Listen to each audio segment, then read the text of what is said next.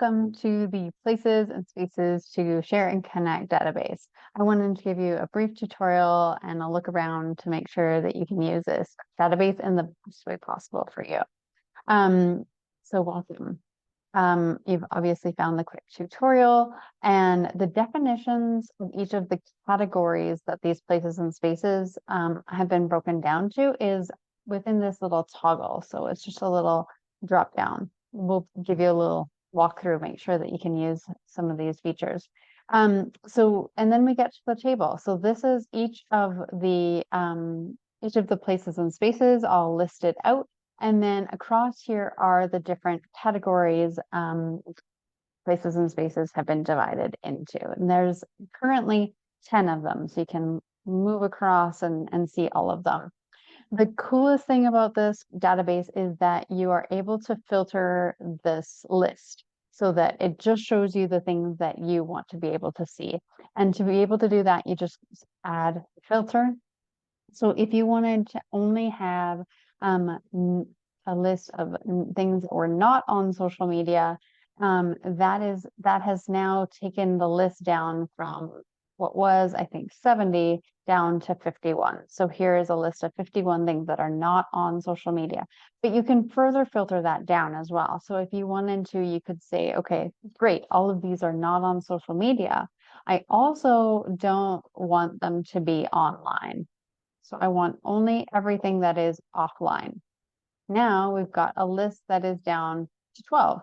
Here's all your offline and social media free items. Alternatively, so you can delete that filter or say, I wanted everything on social media and I only want anything that is asking me to do text only. So here is that list.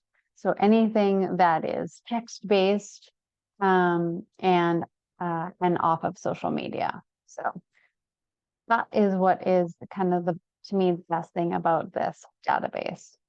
Alternatively, a few other features is that you can visually simplify this database by hiding some of what are called these properties. So right now there are 11, but if you didn't want to see them, you could just start turning them off. So say you don't want to be able to see any of these pieces, you'll start to see them disappear. So now without that, you just have these categories that are kind of visually available for you to see them.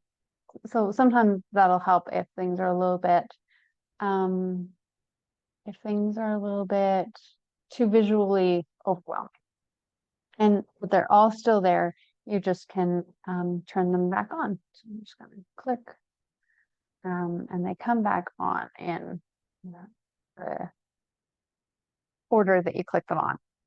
So the other thing is all of these are movable, any of the categories. So if you wanted to move them into a different visual item, like items and categories in a way that you want them to be, that's totally personalizable as well. And each of these is its own page. So you can add more information to your personal database once you put it into your Notion. So if you wanted to, you can open this up. It comes over into this little spot here, and you could add more information. So let's say that you want to go into Susan's Facebook group each week. You can add that information here and even link it directly to her group. And now, you know, each week you can have a list of 3 Facebook groups and with links, and it keeps them all in one place so that you know that every week you want to be able to go in and engage in these places. They're right here. So that when you're done with that, close this, and now you'll be able to see in your database. There's a little note here letting you know there's something in that on that page that's just yours. Lastly, I think this is the last thing is if you had other items that you wanted to add to your list, there's a place for that as well. It goes to new. And if there was, I was thinking there was one of the ones I haven't added was local newspaper ads. I'll have to add that in. That is an offline space. And all you have to do is click in. So this is not on social media.